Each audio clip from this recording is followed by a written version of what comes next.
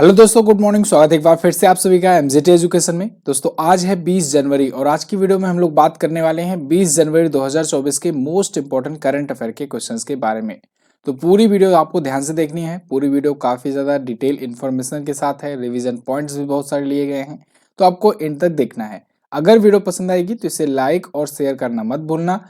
Channel पर अगर पहली बार आए हो, चैनल पर पहली बार विजिट कर रहे हो तो चैनल को सब्सक्राइब करके बेल वाला आइकन प्रेस कर लेना, जिससे आने वाली वीडियोस का नोटिफिकेशन आप तक पहुंचता रहे। चलिए शुरुआत करते हैं हम लोग हर बार की तरह। सबसे पहले हम लोग रिवीजन करते हैं पिछले दिन का, एक दिन 1 मिनट में करंट अफेयर। उसके बाद आज की तरफ बढ़ते हैं। तो कल हम लोगों ने पढ़ा था कि अभी हाल ही में 3D शहरी स्थानिक डिजिटल ट्विन विकसित करने वाला भारत का पहला शहर बन गया है वाराणसी। इसके अलावा अभी आंध्र प्रदेश में डॉक्टर PR अम्बेडकर जी की समर्पित जो प्रतिमा है, स्टैच्यू ऑफ सोशल जस्टिस, इसका अनावरण किया गया है। और अभी हाल ही में भारतीय कंपनी है LIC, जो भारत की सबसे मूल्यवान PSU बन चुकी है। इसके अलावा कल हम लोगों ने पढ़ा था कि छत्तीसगढ़ राज्य सरकार ने महातारी वंदना योजना 2024 शुरू किया है। और वही T20 इंटरनेशनल क्रिकेट में सबसे ज्यादा शतक लगाने वाले बल्लेबाज बन गए हैं रोहित शर्मा। अंतर्राष्ट्रीय गुब्बारा महोत्सव का 9वां संस्करण तमिलनाडु में आयोजित हुआ और भारत के पूर्व मुख्य न्यायाधीश यानी कि 46वें नंबर के मुख्य न्यायाधीश रंजन गोगोई जी को असम का सर्वोच्च नागरिक पुरस्कार असम वैभव रत्न दिया गया है। ये 46वें नंबर के न्यायाधीश थे, ये बात ध्यान रखना। इसके अलावा कल हम लोगों ने पढ़ा था कि अभी एक वाहन एक फास्टैग पहल भारतीय राष्ट्रीय राजमार्ग प्राधिकरण यानी national highways authority of India ने शुरू किया। भारत ने अभी फारसी भाषा को 9 शास्त्रीय भाषाओं में से एक के रूप में शामिल किया है।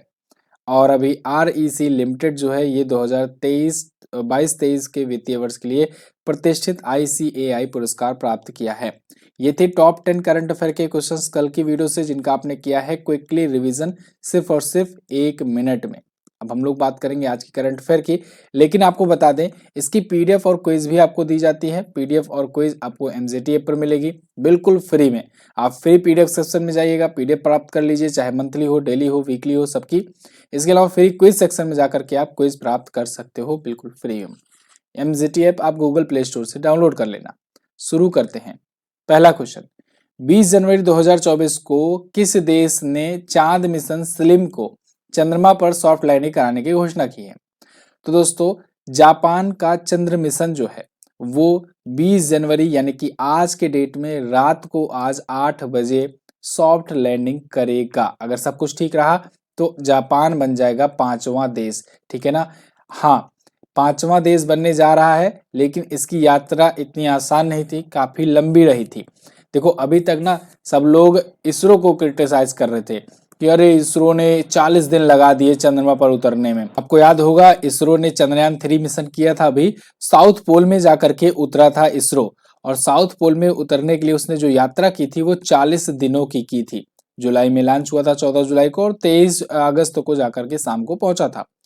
लेकिन यहाँ जापान जो है ना, ये सितंबर में अभी लॉन्च किया था, सितंबर 2023 में ये लॉन्च किया था 7 सितंबर को।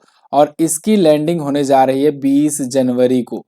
यानी कि आप देखो 20 जनवरी 2024 लगभग 4 महीने का इसका मिशन रहा है स्लिम। और हाँ, और तो और सबसे बड़ी बात यह है कि आपको ये बताया भी गया था जब चंद्रयान 3 लॉन्च हुआ था, सक्सेसफुली लैंड हुआ था, उसी टाइम पर डील हुई थी। और उसी टाइम मैंने ये भी बताया था, क्वेश्चन कराया था कि इसरो जो है ये जापान की इस मिशन में मदद भी करेगा। यहाँ पर कुछ डेटा इसरो के द्वारा भी इसको दिया गया था कि कैसे आपको जाना है वगैरह वगैरह। तो जो भी हेल्प मांगी थी जक्सा ने, उसमें इसरो ने मदद भी की थी।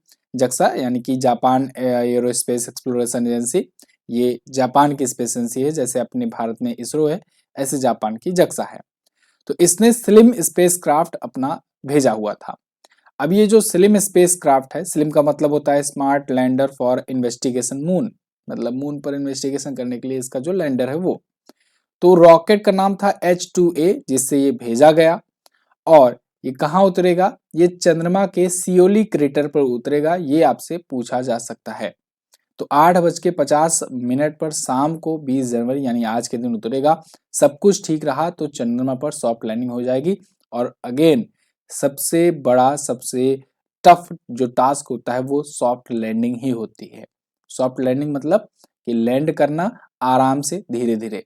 क्योंकि स्पीड बहुत ज़्यादा रहती है यान वगैरह की, तो स्पीड को स्लो किया जाता है, उसके बाद धीरे धीरे लैंड कराया जाता है। याद होगा 2019 में अपना चंद्रयान 2 जो था वो लैंड नहीं कर पाया था, सॉफ्ट लैंडिंग नहीं किया था, हार्ड लैंडिंग हो गई थी, जिस वजह से वो क्रैश कर गया था। जबकि 2023 वाला जो था अपने लोग का चंद्रयान 3, वो बहुत ही बेहतरीन तरीके से सॉफ्ट लैंडिंग किया और हम लोग चौथे देश बने थे दुनिया के। इसी प्रकार चंद्रमा पर ये उतरने वाला 5वां देश बनेगा, क्योंकि इसरो के बाद अब यही उतरने जा रहा है।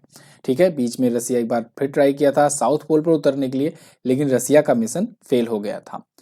तो ये बातें रहीं। आई होप आपको ये जापान का ये जो है ये कॉन्सेप्ट आपको समझ में आ गया। फिलहाल जो भी होगा आज रात में अपडेट मैं कर दूंगा आपको, क्योंकि 8:50 PM पर क्लियर हो जाएगा कि ये लैंड कर पाया है कि नहीं। सशस्त्र सीमा बल का महानिदेशक किसे नियुक्त किया गया? तो एसएसबी के नए महानिदेशक नियुक्त किए गए हैं दोस्तों दलजीत सिंह चौधरी। दलजीत सिंह चौधरी जी जो आपको यहाँ पर इमेज में दिख रहे हैं, ये उत्तर प्रदेश कैडर के 1990 बैच के आईपीएस अधिकारी हैं और इनको अभी हाल ही में नियुक्त किया गया है एसएसबी का नया महानिदेशक। ये अनीश दयाल सिंह जी की जगह लेंगे। ये 30 नवंबर 2025 तक इस पद पर रहेंगे। एसएसबी की बात करें तो एसएसबी की स्थापना 1963 में हुई थी। इसका हेडक्वार्टर नई दिल्ली में है। इंडिया और चाइना के वार के बाद आईटीबीपी, एसएसबी इन सब की स्थापना की गई थी। ठीक है जी, तो उसमें एसएसबी जो है सशस्त्र सीमा बल, ये वही है। आगे अब कुछ और नियुक्तियां जो हुई हैं हाल फिलहाल में, उनको हम रिकॉल करेंगे। जैसे जैसे समीर कुमार सिन्हा को अभी रक्षा मंत्रालय में अतिरिक्त सचिव और महानिदेशक नियुक्त किया गया। अरुणा नायर को रेलवे बोर्ड का सचिव नियुक्त किया गया है। इसके अलावा अरुणा नायर से ही याद रखिएगा आप जया वर्मा सिन्हा, जया वर्मा सिन्हा, इनका नाम याद रखना, क्योंकि ये भारतीय रेलवे बोर्ड की पहली महिला अध्यक्ष हैं। पहली महिला अध्यक्ष हैं ये किसकी? रेलवे बोर्ड की। रेलवे बोर्ड के 118 साल के इतिहास में अभी तक कोई महिला नहीं नियुक्त की गई थी। तो जया वर्मा सिन्हा का भी नाम आप याद रखेंगे। और इसकी सचिव नियुक्त हुई हैं अरुणा नायर, दोनों ही महिला हैं। रघुराम अय्यर को भारतीय ओलंपिक संघ का सीईओ नियुक्त किया गया है। इंद्रमणि पांडे को बिम्स्टेक का नया महासचिव नियुक्त किया गया है। और विकासशील को एडीबी यानी एशियाई डेवलपमेंट बैंक का कार्यकारी निदेशक एग्जीक्यूटिव डायरेक्टर नियुक्त किया गया है। संजीव खन्ना नालसा के कार्यकारी अध्यक्ष होंगे। करण अडानी, ये अडानी पोर्ट्स के एमडी नियुक्त हुए हैं। और गीतिका मेहता को निविया इंडिया का एमडी नियुक्त किया गया है। सबसे महत्वपूर्ण नियुक्ति अरविंद पनगड़िया की, ये 16वें वित्त आयोग के चेयरमैन नियुक्त किए गए हैं। और प्रमोद अग्रवाल, ये भी इंपॉर्टेंट नियुक्ति है, बीएससी बॉम्बे स्टॉक एक्सचेंज के अध्यक्ष हैं। अच्छा, एक और जरूरी बात दोस्तों, आज सुबह 10 बजे ना 10 AM पर सुबह में 10 बजे ट्विटर कैंपेन करना है। सभी को आना है साथ, चाहे आप एसएससी के एग्जाम की तैयारी कर रहे हो या किसी और एग्जाम की तैयारी कर रहे हो, आपको सपोर्ट दिखाना है। क्योंकि देखो, जब आपके एग्जाम के लिए कोई कैंपेन होता है तो भी बाकी जो स्टूडेंट्स होते हैं वो सपोर्ट करते हैं। तो आपको भी रेलवे एग्जाम के लिए जो वैकेंसी अभी शो हुई है, जो कि बहुत कम है, मतलब आप समझो 5,696 पद दिए गए हैं, जो कि ऊँट के मुंह में जीरा के बराबर है, तो पूरा नेशन वाइज है। तो इसको बढ़ाने के लिए कैंपेन किया जा रहा है। ये हैशटैग यूज किया जा रहा है, hashtag increase railway LP vacancy. तो इसको ट्रेंड कराना है। तो आपको सुबह में 10 बजे से आकर के और इसको रीट्वीट वगैरह करना है, चाहे रीट्वीट करो चाहे खुद का ट्वीट करो। ठीक है, तो सभी लोग आ रहे हैं साथ, आप भी आइए। और आज से ये लगातार चलने वाला है, ठीक है ना, क्योंकि अभी बीच में आप देख रहे हो राम मंदिर का उद्घाटन होगा, तो हो सकता है बातें दब जाए, लेकिन हर रोज आकर के ट्रेंड कराया जाएगा। तो 22 नहीं, 23 नहीं, 24 तक तो बात सुनी जाएगी। ठीक है, जब रोज रोज ये चलता रहेगा, तो रोज सुबह में आना है, 10 बजे से शुरू करना है, 1-2 घंटे 3 घंटे लगातार इस पर ट्वीट रीट्वीट करना है। सबको यहाँ पर आना होगा, जितने भी टीचर्स हैं, जितने भी एजुकेटर हैं, जितने भी स्टूडेंट्स हैं, सबको यहाँ पर साथ आना होगा। ठीक है जी, चलिए, ये आप लोग के ही हित की लड़ाई है और बाकी चीज़ें मैं लाइव आकर के आपको बताऊंगा इस टाइम पर। फिलहाल आगे बढ़ते हैं। 18 से 20 जनवरी 2024 तक किस राज्य में 9वां पक्के पागा हार्निवल फेस्टिवल मनाया गया? तो दोस्तों 18 से 20 जनवरी के बीच में अभी अरुणाचल प्रदेश में 9वां पक्के पागा हॉर्नबिल फेस्टिवल शुरू हुआ और मनाया गया। तो 18 तारीख से शुरू हुआ था, आज यानी 20 तारीख को ये समाप्त होगा। 3 दिवसीय पक्के पागा महोत्सव हॉर्नबिल। पक्के पागा हॉर्निबल महोत्सव एक्चुअली में जो पक्के टाइगर रिजर्व है ना, उसी के नाम पर पड़ा है। पक्के टाइगर रिजर्व तो आपको अच्छे से याद होगा, अरुणाचल प्रदेश में है, कि मैं कई बार आपको बता चुका हूँ। तो वहीं पर पक्के पागा हॉर्निबल फेस्टिवल मनाया जाता है। और मैं आपको कई बार बता चुका हूँ कि मुख्यतः ये मनाया जाता है नागालैंड में, ठीक है ना। नागालैंड में हॉर्निबल महोत्सव मनाया जाता है। अगर केवल हॉर्निबल पूछा जाए तब, हॉर्निबल अगर केवल पूछा जाए तब आप बताइएगा। केवल हॉर्निबल फेस्टिवल जो है वो नागालैंड में मनाया जाता है 1 तारीख से 10 तारीख तक प्रत्येक वर्ष दिसंबर महीने में। लेकिन यहाँ बात हो रही है पक्के पागा हॉर्निबल फेस्टिवल की। तो ये पक्के टाइगर रिजर्व के भीतर मनाया जाता है और ये एक राज्य महोत्सव भी घोषित हो चुका है अरुणाचल प्रदेश का, ठीक है। ये हॉर्निबल्स क्या है?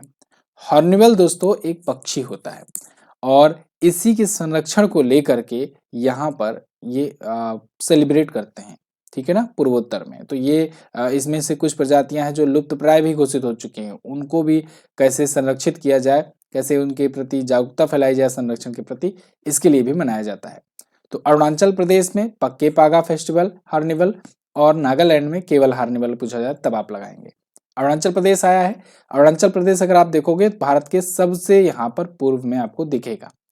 तो अरुणाचल प्रदेश की राजधानी ईटानगर है और इसे पहले नेफा के नाम से जाना जाता था। नेफा मतलब समझ रहे हो, NEFA, north east frontier agency के नाम से जाना जाता था।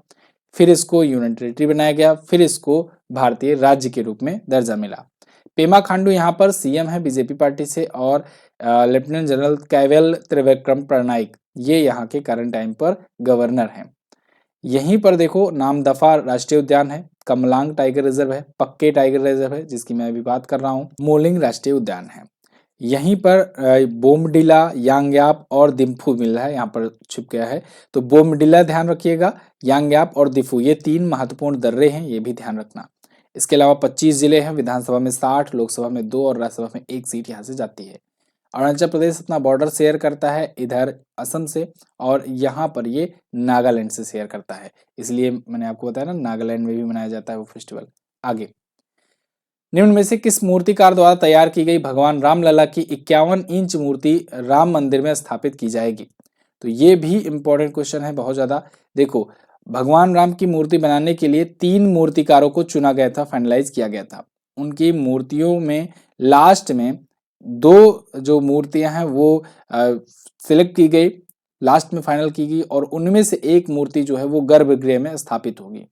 वो जो गर्भगृह में स्थापित होगी मूर्ति भगवान रामलला की, वो 51 इंच ऊंची मूर्ति है और उसको बनाया है अरुण योगीराज ने। किसने? अरुण योगीराज ने। अरुण योगीराज जो है उन्होंने ये मूर्ति बनाई हुई है और ये फाइनलाइज की गई है जो गर्भगृह में स्थापित की जाएगी। तो भगवान रामलला की मूर्ति की खासियत क्या है इसको भी हम लोग देख लेते हैं। तो देखो यहाँ पर एक तो भगवान विष्णु के 10 अवतार यहाँ पर दिए गए हैं। यहाँ पर देखो आप, मत्स्य अवतार, कूर्म, वराह, नरसिंह, वामन, परशुराम, राम, कृष्ण, बुद्ध, कल्कि, ये 10 अवतार यहाँ पर हैं। साथ ही साथ यहाँ पर हनुमान को, भगवान हनुमान को शामिल किया गया है और यहाँ पर गरुड़ देवता की भी यहाँ पर तस्वीर है, बनाई गई है, ठीक है ना। तो ये है भगवान राम की मूर्ति। ऊपर यहाँ पर सूर्य भगवान है और ये 51 इंच ऊंची है, 51 इंच ऊंची है और बहुत सारी चीजें हैं। अगर टाइम मिला कभी तो मैं इस पर वीडियो बनाऊंगा, भगवान राम मंदिर पर, इसकी विशेषताओं पर, क्या कुछ खूबियां की गई हैं। तो फिलहाल ये जो मूर्ति है, सबसे खास बात ये है कि ये एक ही पत्थर में उकेरी गई है, मतलब इसमें कोई पत्थर जोड़ा नहीं गया है, एक पत्थर की शिला थी उसी से ये डिजाइन किया गया है। और किसने किया हुआ है? तो इसको अरुण योगीराज जो कि कर्नाटक के मूर्तिकार हैं, इन्होंने बनाया हुआ है। क्लियर है? इसमें भगवान राम के 5 वर्ष के बच्चे जैसा बाल स्वरूप दिखाया गया है जो कि बहुत ही ज्यादा मोहक है। फिलहाल श्री राम जन्मभूमि तीर्थ क्षेत्र के महासचिव का नाम अगर पूछा जाए तो आप बताइएगा चंपत राय। इनका नाम आप अक्सर सुन रहे होंगे चर्चे में और इनका नाम हो सकता है आपसे पूछा जाए। आगे बढ़ते हैं। निम्न में से किस बैंक ने money to India Canada mobile app launch किया? तो ये ऐप लॉन्च किया है दोस्तों ICICI बैंक ने। ICICI बैंक आप जानते हो भारत की जो टॉप 3 प्राइवेट बैंक्स हैं उनमें से एक है। HDFC, एक्सिस बैंक और ICICI बैंक ये भारत की टॉप 3 प्राइवेट सेक्टर की बैंक हैं। तो इसमें जो ICICI बैंक है, इसी का जो कनाडा में इसका जो यूनिट है, या कहें कि ICICI बैंक कनाडा, तो इसने ये मनी टू इंडिया नाम से एक मोबाइल ऐप लॉन्च किया है। ये मनी टू इंडिया ऐप क्या करेगा?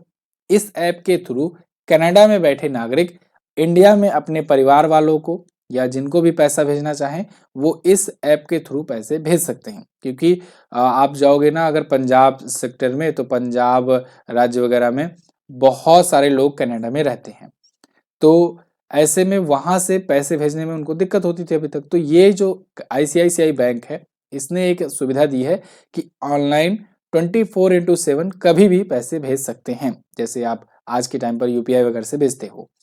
तो लेकिन पेमेंट लिमिट होगी मैक्सिमम 30,000 कैनेडियन डॉलर, ये भी कम नहीं है, बहुत है।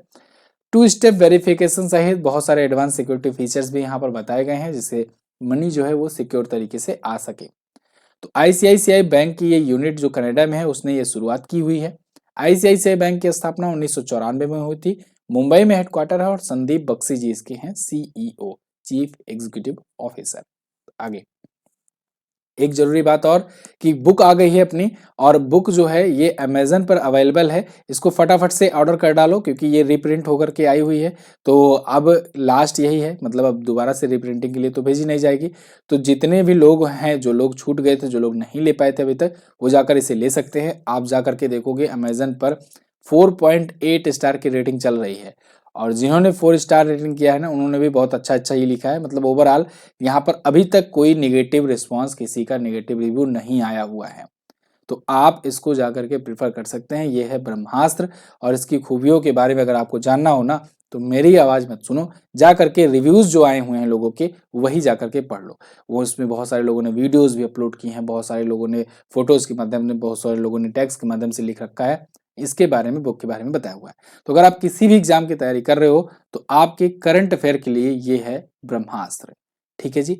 तो क्वेश्चन और आंसर फॉर्मेट में है, ये आपका यहाँ टेबल ऑफ कंटेंट है, इसको भी आप देख सकते हो। और तरीका कुछ इस प्रकार से है, यानी क्वेश्चंस होगा, 4 ऑप्शन होंगे, उसके डिटेल एक्सप्लेनेशन होगा विद स्टैटिक जानकारी।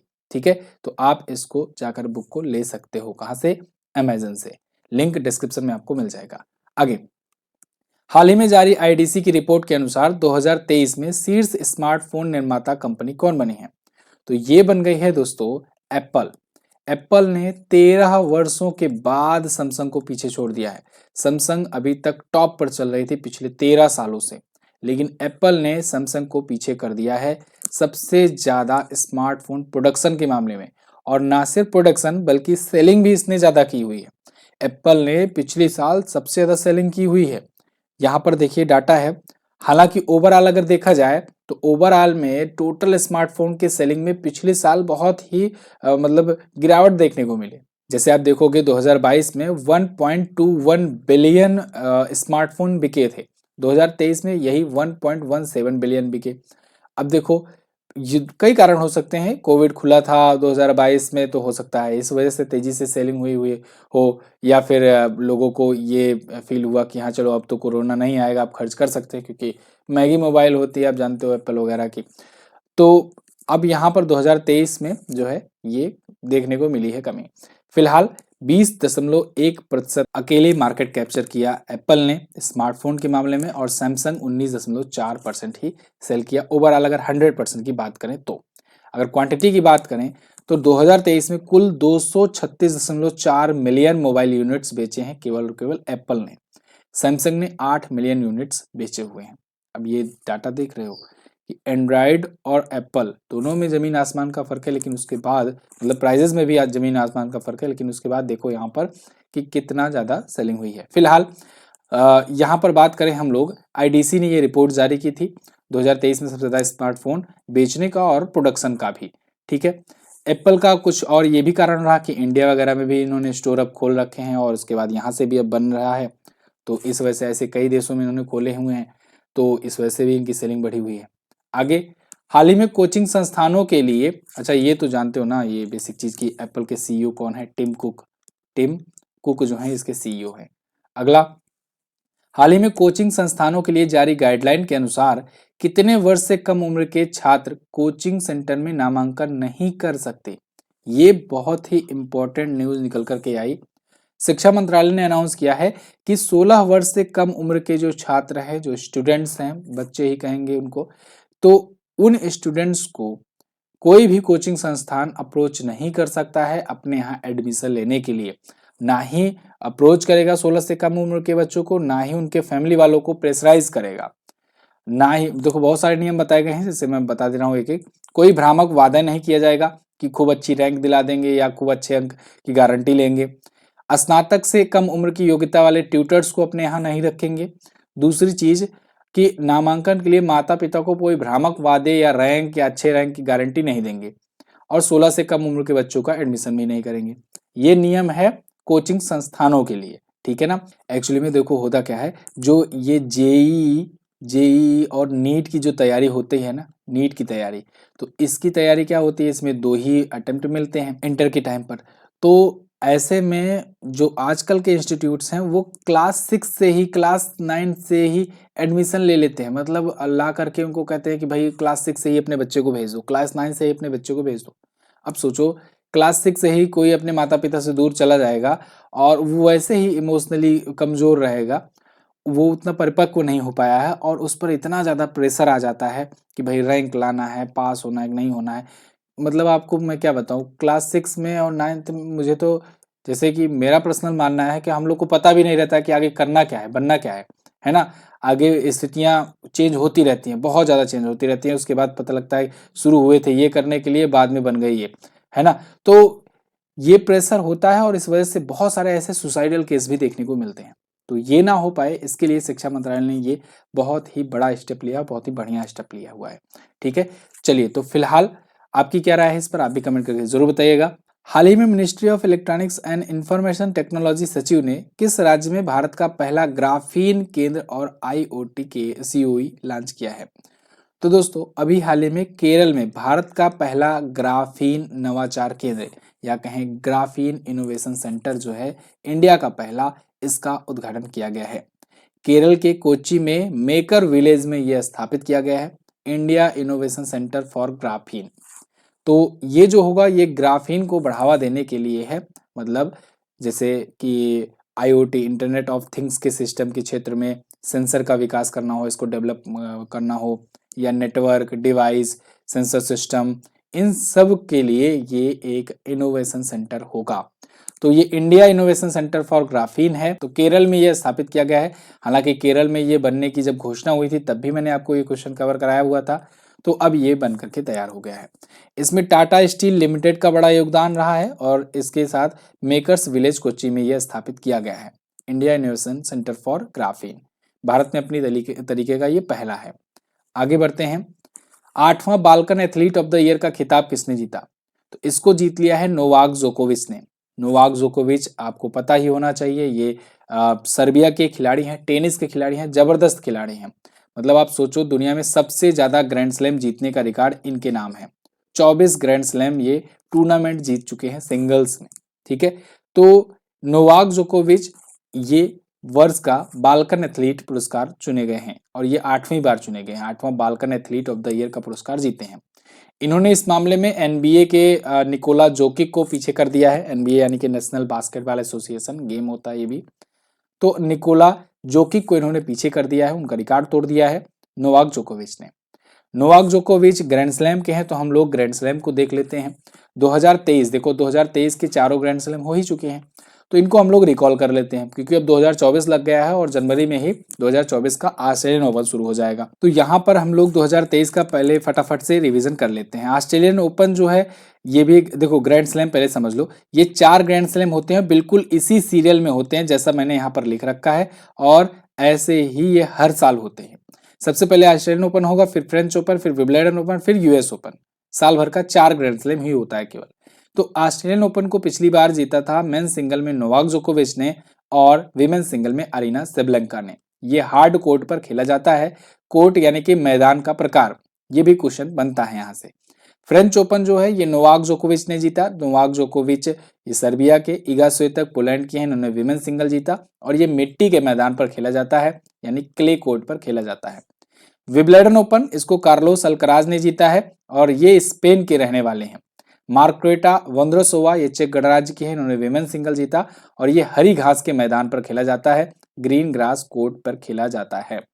यूएस ओपन इसको अगेन नोवाक जोकोविच ने जीता। आप देखो 3 तो नोवाक जोकोविच ने जीता था पिछले 4 में से, और कोको गॉफ जो है ये अमेरिका की हैं, इन्होंने विमेन सिंगल जीता था, हार्ड कोर्ट पर ये खेला जाता है। ठीक है जी, ये थे ग्रैंड स्लैम। आगे, हाल ही में किसने अयोध्या राम मंदिर पर डाक टिकट जारी किया? तो दोस्तों पीएम मोदी ने अयोध्या राम मंदिर पर अभी डाक टिकट जारी किया हुआ है। डाक टिकट कुछ इस प्रकार से होगा। अच्छा, साथ ही साथ इन्होंने 48 पेजेस की एक बुक भी लॉन्च की हुई है, जिसमें America, New Zealand, Singapore, Canada, Cambodia ऐसे 20 से ज्यादा देशों के और यूनाइटेड नेशन के इनके डाक टिकट भी शामिल हैं इस पुस्तक में। तो टिकटों की एक पुस्तक और साथ ही साथ राम मंदिर पर एक डाक टिकट ये जारी किया गया है। अच्छा, इस डाक टिकट में राम मंदिर के साथ साथ भगवान गणेश, भगवान हनुमान, जटायु, केवटराज और माँ सबरी की भी यहाँ पर इमेजेस शामिल हैं। तो ये थे तो साथियों आज के दिन के टॉप 10 करंट अफेयर के क्वेश्चंस। आई होप आपको वीडियो इंटरेस्टिंग लगी होगी, इन्फॉर्मेटिव लगी होगी। अगर आपको वीडियो अच्छी लगी है तो आप इसको लाइक कर दीजिएगा। टेलीग्राम पर भी जाकर के इसकी पीडीएफ आप डाउनलोड कर सकते हो। टेलीग्राम का लिंक आपको डिस्क्रिप्शन में मिल जाएगा, या फिर टेलीग्राम पर जाकर एमजेटी एजुकेशन सर्च करके सिंपली ज्वाइन कर लेना ग्रुप को। इसके अलावा कल मैंने क्वेश्चन पूछा था global fire power military strength ranking में टॉप पर कौन है, तो उसमें अमेरिका है। आईसीसी का हेडक्वार्टर दुबई में है। आज आपको क्या बताना है, स्टैच्यू ऑफ सोशल जस्टिस निम्न में से किसकी प्रतिमा है? बहुत ही इंपॉर्टेंट क्वेश्चन है। साथ ही साथ 2004 में बता दीजिए शास्त्रीय भाषा का दर्जा पाने वाली भारत की पहली भाषा कौन सी थी? दोनों ही क्वेश्चन जबरदस्त हैं, दोनों के बारे में आप डिटेल में कोशिश करना लिखने का, और वीडियो कैसी लगी है ये भी मुझे बता दीजिएगा। एमजेटी ऐप पर इसकी क्विज भी आपको मिल जाएगी और वहीं पर पीडीएफ भी आपको मिल जाएगी। मैं मिलूंगा आपसे अगले वीडियो में, तब तक हाँ मत भूलिए ब्रह्मास्त्र ऑर्डर करना। अगर आपने अभी तक नहीं मंगाया है तो इसको जरूर ऑर्डर कीजिए अमेजन से जाकर। थैंक यू सो मच, मिलेंगे अगली क्लास में, तब तक के लिए नमस्कार, जय हिंद, वंदे मातरम।